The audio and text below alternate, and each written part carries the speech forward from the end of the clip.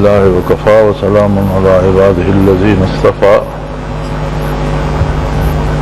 أما بعد فأعوذ بالله من الشيطان الرجيم بسم الله الرحمن الرحيم انبیاء علیہ الصلوۃ والسلام جب مبعوث ہوتے ہیں تو ایک خصوصیت نبی کی یہ ہوتی ہے کہ اسے معجزات عطا کیے جاتے ہیں۔ معجزہ اپنے نام سے ہی ظاہر ہے، ایسا کام جو عقل انسانی کو عاجز کر دے،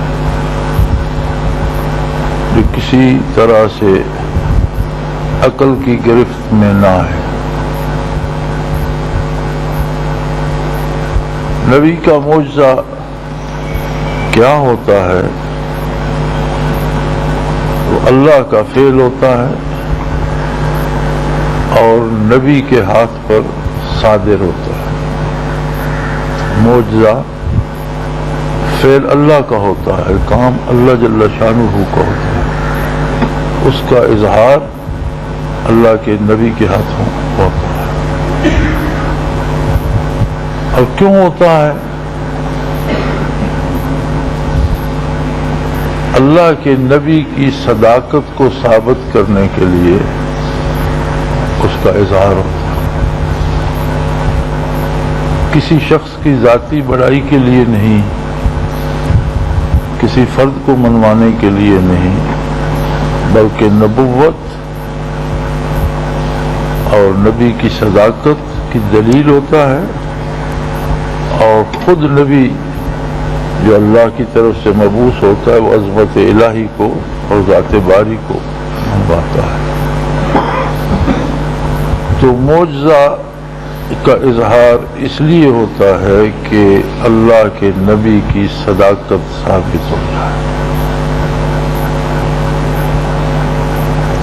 اور جو کام عقل کی رسائی سے باہر ہے ایسا کام، جیسے نبی علیہ الصلوۃ والسلام نے واقع معراج شریف کا ذکر کیا تو پہلے بہت زیادہ انکار ہو رہا تھا مکہ مکرمہ میں، اور پہلے بہت زیادہ اعتراضات ہو رہے تھے۔ لوگوں کو ایک اللہ کے ماننے سے انکار تھا، انہوں نے ہر کام کے لیے ایک الہ بنا رکھا تھا۔ وہ کہتے تھے کہ کیسے ہو سکتا ہے کہ ایک ہی ہستی ایسی ہے جو سب کام کرتی ہے، پھر وہ نظر بھی نہیں آتی، ہم دیکھ بھی نہیں سکتے، کیسے مان لیں؟ ہمارے آباء و اجداد اس طرح سے نہیں مان رہے تھے، اب اگر ہم مان لیں تو اس کا مطلب ہے وہ سارے جھوٹے تھے، اب تک جس دین پہ ہم چلتے رہے وہ سارا غلط تھا۔ تو محض اقرار نبوت لوگوں کے لیے محال ہو رہا تھا، اہل مکہ کے لیے۔ اس پر نبی کریم صلی اللہ علیہ وسلم نے ارشاد فرما دیا کہ اللہ کریم مجھے راتوں رات بیت المقدس لے گئے، وہاں تمام انبیاء کی ارواح کو جمع فرمایا، سب کو میں نے 2 رکعت نماز پڑھائی، پھر اللہ کریم مجھے آسمانوں سے اوپر لے گئے، جہاں تک رب نے چاہا میں نے جنت و دوزخ کا مشاہدہ کیا، معائنہ کیا، دیکھا۔ تو یہ بات اتنا بڑا دھماکہ ثابت ہوئی کہ منکرین سارے کے سارے ہڑبڑا اٹھے، انہوں نے کہا دیکھو ہم نبی ماننے سے انکار کر رہے ہیں، یہ کیسی عجیب بات کرتے ہیں کہ بڑی اچھی سواری ہو اور بڑے اچھے اونٹ ہوں اور یہاں سے ان پر بیٹھے مکہ مکرمہ سے تو بیت المقدس سے جا کر آتے 3 مہینے لگ جاتے، اگر سارا راستہ بھگاتے رہے تو یہ کہتے ہیں میں رات کو گیا بھی اور پھر آسمانوں پر بھی گیا، عرش پر بھی گیا، جنت دوزخ بھی دیکھی اور واپس بھی آ گئے۔ ہمیں عرش آسمانوں کا نہیں پتا، بیت المقدس تو ہمارا دیکھا ہوا ہے، وہاں تک آنا جانا کون سا آسان۔ حتیٰ کہ لوگ مکہ مکرمہ میں بیت اللہ شریف کے گرد چٹانیں تھیں اور لوگ وہاں بیٹھا کرتے تھے، مطاف کے ارد گرد پہاڑی چٹانیں تھیں،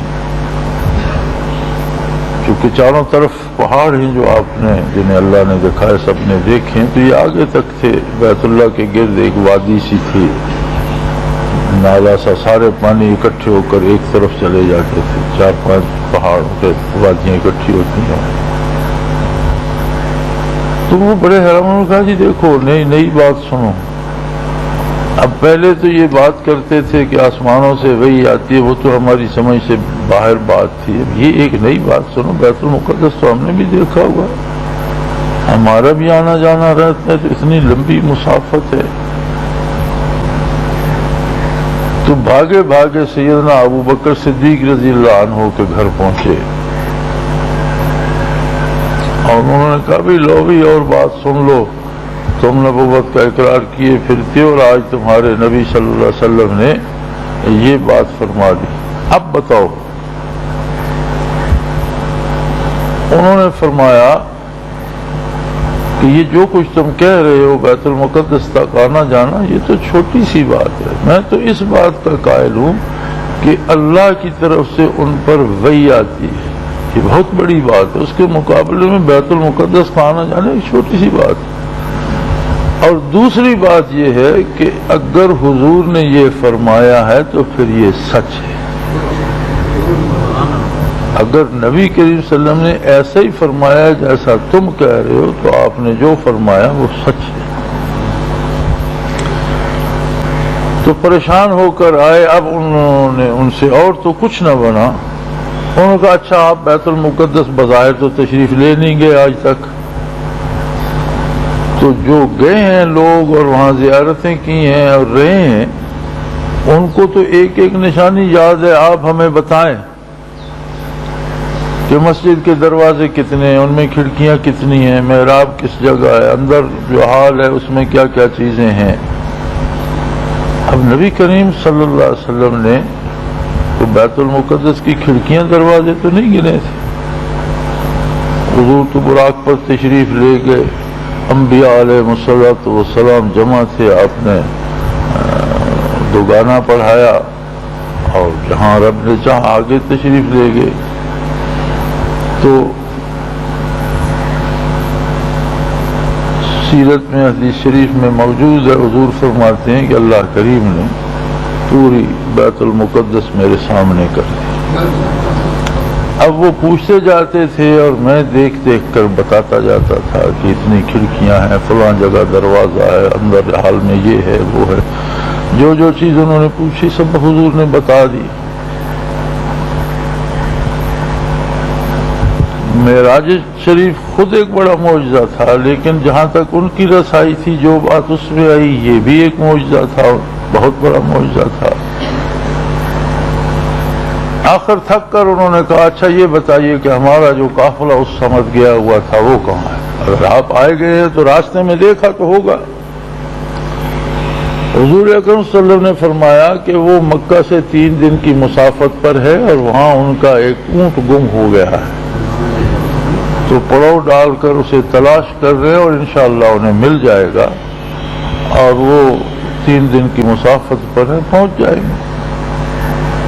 وہ واقعہ بھی الحمدللہ سچ ثابت ہوا، 3 دن بعد قافلہ بھی پہنچ گیا اور انہوں نے کہا ہمیں 1 دن وہاں تاخیر ہوئی ہے، ہمارا اونٹ گم گیا تھا۔ اب یہ سارا معاملہ اول و آخر معجزہ ہے، ماننا جن کے نصیب میں تھا انہوں نے مانا، ہدایت جن کے نصیب میں نہیں تھی انہوں نے نہ مانا، لیکن معجزے کے اظہار کا مقصد کیا تھا؟ نبی علیہ الصلوۃ والسلام کی صداقت۔ پھر تھک کر انہوں نے کہا کہ بھی یہ زمین پر جو چیزیں ہوتی ہیں، اس طرح جو واقعات ہوتے ہیں، یہ تو ایک جادو کا اثر ہوتا ہے، ہو سکتا ہے آپ کو کوئی ایسا منتر یاد ہو یا کوئی ایسی بات یاد ہو، آسمانوں پر جادو کا اثر نہیں ہوتا، تو کوئی آسمانی نشانی آپ بتائیں تو ہم مانیں گے کہ واقعی اللہ کا رسول ہے۔ یہ کیا آسمانی نشانی بتائی جائے؟ آپ چاند کو 2 حصوں میں تقسیم کر دیں۔ نبی علیہ الصلوۃ والسلام نے انگلی مبارک سے اشارہ فرمایا اور چاند ایسا شک ہوا کہ جو پہاڑی بیت اللہ کے سامنے جس پر چاند نظر آ رہا تھا، ایک ٹکڑا پہاڑی کے اس طرف تھا اور دوسرا اس طرف۔ شق القمر کی بات قرآن حکیم نے بھی بیان فرمائی ہے۔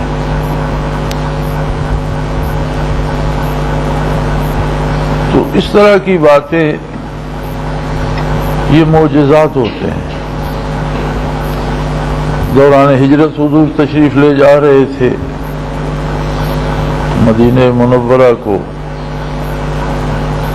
پیاس کی کھانے کی ضرورت محسوس ہوئی تو ایک بدوی کا جھونپڑا سا تھا، وہاں رکے، پوچھا کچھ کھانے کو ملے گا؟ اس نے کہا جی کچھ بھی نہیں ہے میرے پاس، تو ایک بکری ہے، وہ بھی اس وقت شیردار نہیں ہے، وہ بھی سوکھی ہے، اگر وہ شیردار ہوتی تو میں اس کا دودھ آپ کی خدمت میں پیش کرتا، مہمان سمجھ کر۔ وہ تو نہیں جانتا تھا کون ہستی ہے اور کہاں تشریف لے جا رہے ہیں۔ تو آپ صلی اللہ علیہ وسلم نے فرمایا کہ وہ لے آؤ، اسی بکری کو لے آؤ۔ وہ پکڑ کر لے آیا، حضور نے اس کی پشت پہ ہاتھ مبارک پھیرا اور کہا برتن لے آؤ۔ تو آپ صلی اللہ علیہ وسلم نے دودھ نکالنا شروع کر دیا اور سب اس سے سیراب ہو گئے۔ یہ بھی ایک معجزہ تھا۔ تو معجزات انبیاء، نبی کریم صلی اللہ علیہ وسلم کے معجزات تو خیر شمار نہیں ہو سکتے، آپ گنتے چلے جائیں۔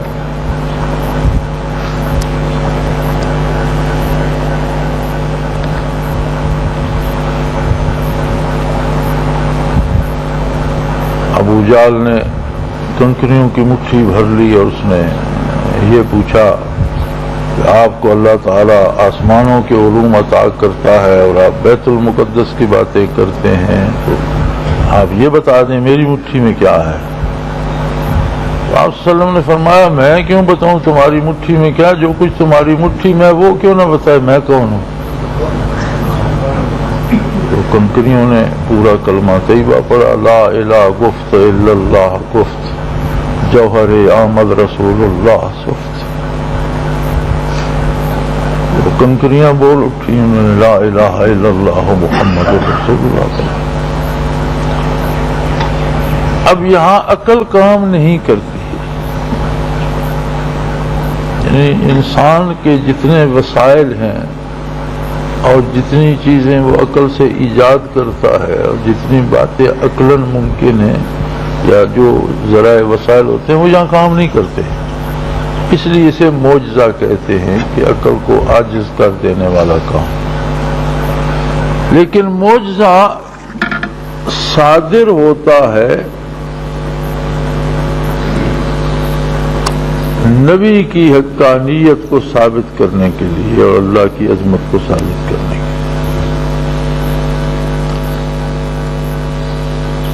نبی کا معجزہ نبی کی امتیوں میں، اہل اللہ میں، نبی کے پیروکاروں میں بطور کرامت منتقل ہوتا۔ کرامات اولیاء اللہ ہم پڑھتے ہیں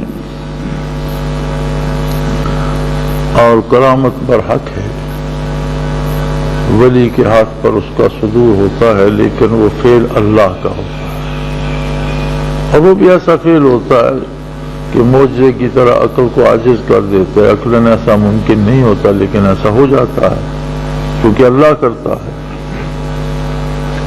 کرامت اس لیے نہیں ہوتی کہ کسی بندے کی بزرگی ثابت کرے یا اس کی ذاتی بڑائی ثابت کرے، کرامت کا اظہار بھی اسبات دین کے لیے ہوتا ہے۔ جہاں دینی ضرورت ہو اور اس کرامت کے ظہور سے لوگوں کو حق پر آنے کی توفیق مل رہی ہو، یا لوگوں کو گمراہ کرنے والے جو شیاطین ہیں ان کا منہ بند ہوتا ہو، کہ 2 وجہ ہوتی ہیں کہ کچھ لوگ جو گمراہی پھیلا رہے ہیں انہیں لاجواب ہونا پڑے، یا کچھ لوگ جن کی قسمت میں ہدایت ہے اس کا سبب بن جائے. کسی فرد، کسی طبقے، کسی جماعت کی بڑائی کے لیے کرامت کا اظہار نہیں ہوتا. اور وہ فعل جو بندے کو دین سے دور کرتے ہوں وہ شیطانی فعل ہوتے ہیں، اسے استدراج کہا جاتا ہے، وہ کرامت نہیں ہوتی. یعنی کرامت کا حتمی نتیجہ یہ ہے کہ لا دین قوتیں لاجواب ہو جائیں، اور جن کی قسمت میں ہے ان کو دین کی طرف آنا نصیب ہو جائے. اگر یہ نتیجہ نہیں ہے اور کوئی عجیب بات آپ نے دیکھ لی تو وہ شعبدہ ہو سکتا ہے. استدراج کہا جاتا ہے اصطلاح شریعت میں کہ کوئی شیطانی تنتر منتر پڑتا ہے تو جو شیطان کے بس میں ہے کوئی عجیب بات اس کا اظہار ہو گیا، اور یہ سارا کچھ مادی دنیا میں ہوتا ہے جو وسائل و اسباب سے ہو سکتا ہے، وہ شعبدہ بازی جادو سے اور یہ استدراج سے بھی ہو سکتا ہے. تو بیشتر ہوتا یہ ہے کہ لوگ خود بھی بے دین اور بدکار ہوتے ہیں اور کچھ شعبدے یاد کر لیتے ہیں اور دوسروں کو بھی اس کی وجہ سے گمراہ کرتے ہیں. تو ہر عجیب بات کرامت نہیں ہوتی. ہمارے آج کے آیت کا ایک مسئلہ پھر یہ ہے کہ یہ شعبدہ بازی بہت ترقی کر گئی ہے اور ہر بندہ اس کا اسیر ہے.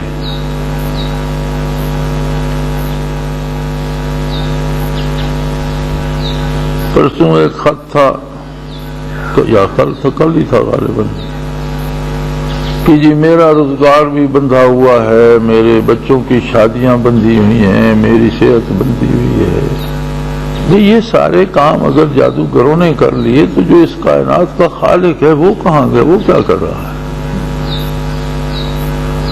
جس نے مخلوق کو پیدا کیا، جس نے مخلوق کو پالنے کی ذمہ داری ہے، جس کی وَمَا مِن دَابَةٍ فِي الْأَرْضِ إِلَّا عَلَى اللَّهِ رِزْقُهَا، جس نے اعلان کر دیا کہ کوئی زیرو جو زمین پر ہے اس کی روزی میرے ذمہ ہے.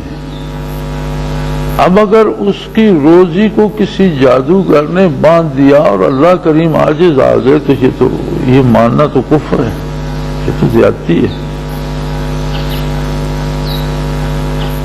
کوئی ایک دانہ غلے کا، کوئی ایک ذرہ روزی کا، کوئی ایک قطرہ پانی کا وہ تقسیم شدہ ہے، اس کا وقت مقرر ہے، اس کی مقدار مقرر ہے، اور وہ جس کا ہے اس تک پہنچنے والا ہے. کوئی اسے درمیان میں روک نہیں سکتا. تو مسلمانوں پہ مصیبت پڑ کی ان کی روزی جادوگروں نے روک لی تو کافر تو مزے کر رہے ہیں، ان کی کیوں نہیں روکتے؟ یہ کسی کے بس میں نہیں ہے. کس کی شادی کب ہونی ہے، کہاں ہونی ہے، یہ ساری چیزیں طے شدہ ہیں اور ہر کام اپنے وقت پہ ہو جاتا ہے.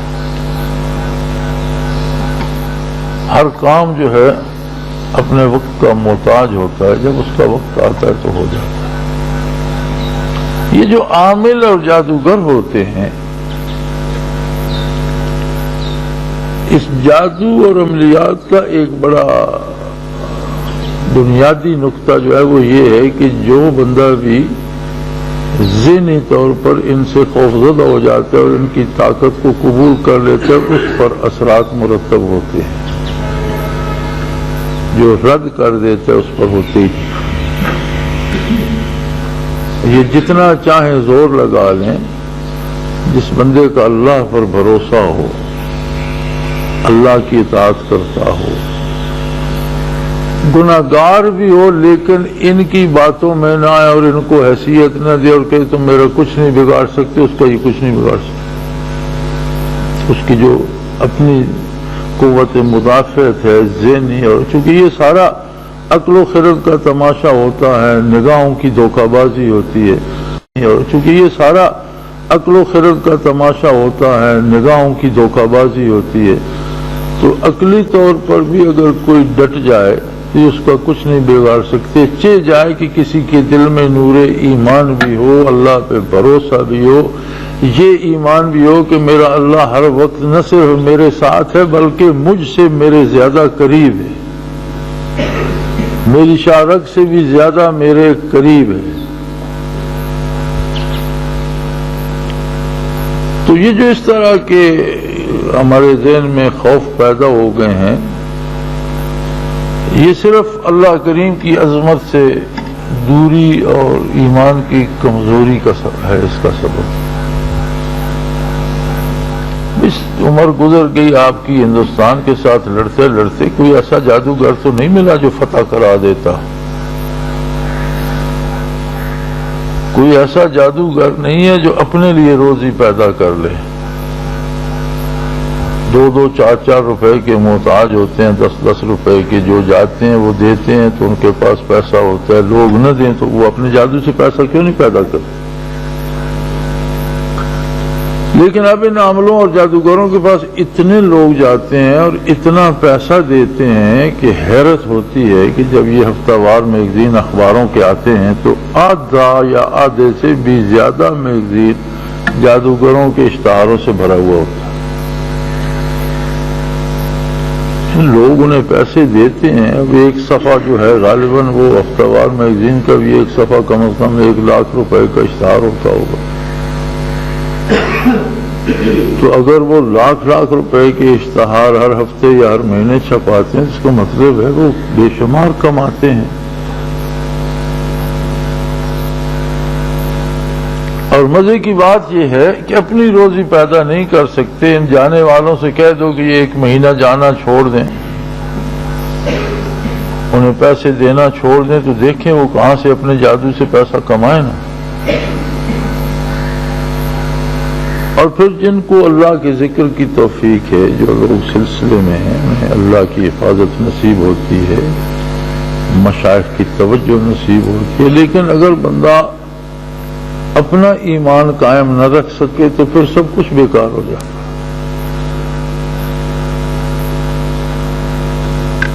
یا ایھا الذین آمنوا ادخلوا فی السلم کافہ، سارے کے سارے اسلام کے اندر رہو، پھر کوئی ڈر نہیں۔ اور سر قلعے کے اندر ہے اور دھڑ باہر ہے، ایک ٹانگ دروازے کے اندر ہے، باقی باہر کھڑے ہو، ایک بازو اندر ہے اور باقی باہر کھڑے ہیں، تو پھر اسے تو چوٹیں لگیں گی، پتھر پڑیں گے، بارش پڑے گی، جو کچھ بھی ہے۔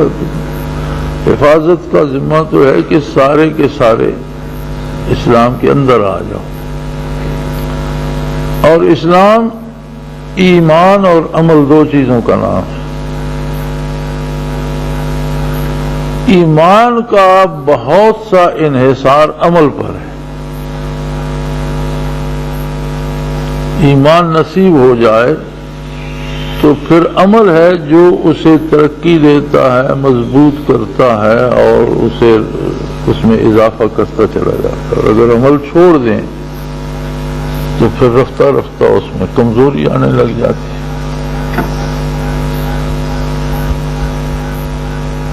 تو اللہ کے بندوں کو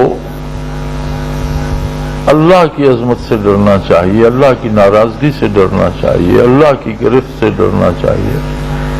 یہ جنوں بھوتوں جادوگروں کا ڈر کوئی معنی نہیں رکھتا، اور یہ کوئی کچھ کسی کا بگاڑ نہیں سکتے۔ ہر ایک کو اللہ کی حفاظت حاصل ہوتی ہے۔ جیسے بیماری جب آتی ہے، اللہ کریم پورے نظام کی حفاظت پر اس نے فرشتے مقرر کر رکھے۔ بیمار بندہ تب ہوتا ہے جب کسی جگہ سے وہ اپنی حفاظت اٹھا لیتا ہے، وہاں خرابی پیدا ہوتی ہے، اور اس کا سبب کوئی ہماری کوتاہی ہوتی ہے۔ اسی طرح شیاطین یا جن یا عامل بھی وہاں نقصان پہنچا سکتے ہیں جہاں اللہ اپنی حفاظت اٹھا رہے، اور اللہ بندے کو نہیں چھوڑتا، بندہ اللہ کو چھوڑ بیٹھتا ہے۔ یہ ممکن نہیں ہے کہ کوئی اللہ کو پکارے، اللہ کی بارگاہ میں حاضری دے، اللہ پر اپنی امید رکھے اور اللہ اسے نا امید کرے، یہ ممکن نہیں ہے۔ یہ بندے کی طرف سے ہوتا ہے کہ وہ اپنے یقین محکم میں دراڑیں ڈال لیتا ہے اور ادھر ادھر ہاتھ پاؤں مارنے لگ جاتا ہے. جب اللہ کو چھوڑ کر دوسری طرف جاتا ہے تو پھر بعض اوقات حفاظت الہیہ بعض امور سے اٹھ جاتی ہے. جہاں سے حفاظت اٹھ جاتی ہے وہاں شیاطین کا عمل دخل ہو جاتا ہے. تو ان چیزوں کو جاننا اس لیے ضروری ہے کہ یہ رفتہ رفتہ ایمان ضائع کر دیتی ہے، یقین کو متزلزل کر دیتی ہیں. اعمال تو گئے، عقائد بھی خطرے میں آ جاتے ہیں. اس لیے بہترین دوا ہے تلاوت کریں، فرائض ادا کریں، حلال کھائیں، اور سب سے اعلیٰ دوا ہے کہ کوئی وقت چلتے پھرتے اٹھتے بیٹھتے ہر وقت درود شریف پڑھتے رہے، بارگاہ رسالت پناہی میں حاضری لگتی رہے. دنیا کا کوئی کام ہو یا آخرت کا، دین ہو یا دنیا، یہ زندگی ہو یا وہ زندگی، سب سے اعلیٰ وظیفہ اور تمام تکلیفوں کی دوا ہے درود شریف. چلتے پھرتے اٹھتے بیٹھتے آتے جاتے، عبادت نماز کے اوقات پہ نماز ہیں، تلاوت کرتے ہیں اور تسبیحات کو پڑھتا ضرور پڑھے، لیکن وقت کو خالی نہ جانے دے. ہر درود حاضری لگواتا ہے بارگاہ رسالت پناہی میں، پیش کیا جاتا ہے بارگاہ رسالت پناہی میں، اور بندے اور اس کے والد کا نام لے کر بتایا فلاں ابن فلاں کی طرف سے یہ تحفہ ہے.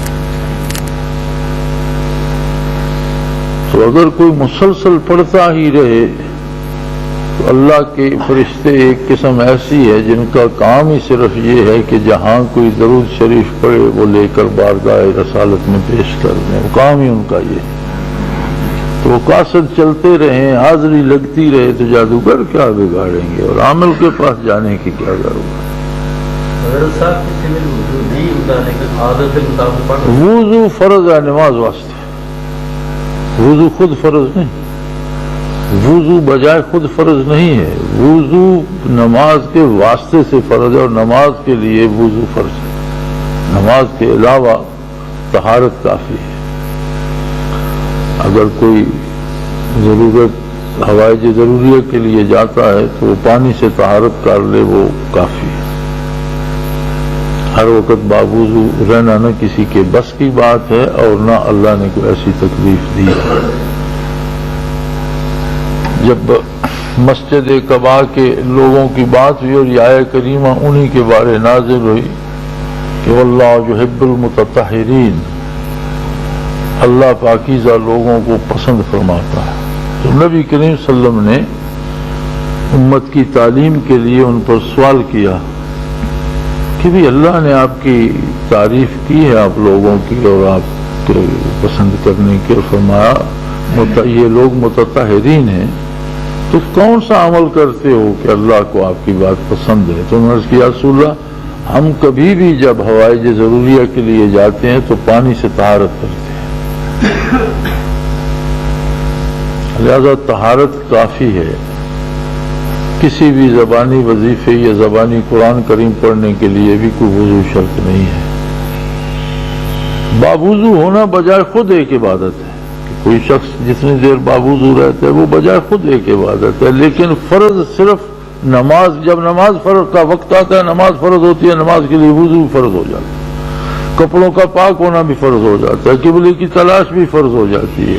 لیکن یہ ساری چیزیں بالواسطہ فرض ہیں. جب نماز فرض ہوتی ہے وضو فرض ہو جاتا ہے، اس کے علاوہ وضو فرض نہیں. اور ہاں یہ ضرور ہے کہ کم از کم طہارت ضرور کی جائے. پانی سے طہارت نہ کی جائے، آپ کاغذ سے کرتے ہیں، مٹی کے ڈھیلے سے کرتے ہیں تو اس میں احتمال ہوتا ہے کہ نجاست کا کوئی ذرہ کہیں لگا رہ جائے یا کوئی جگہ ناپاک رہ جائے. تو پانی سے طہارت کر لی جائے تو اس میں ناپاکی کا احتمال نہیں رہتا، تو آدمی طاہر ہو جاتا ہے.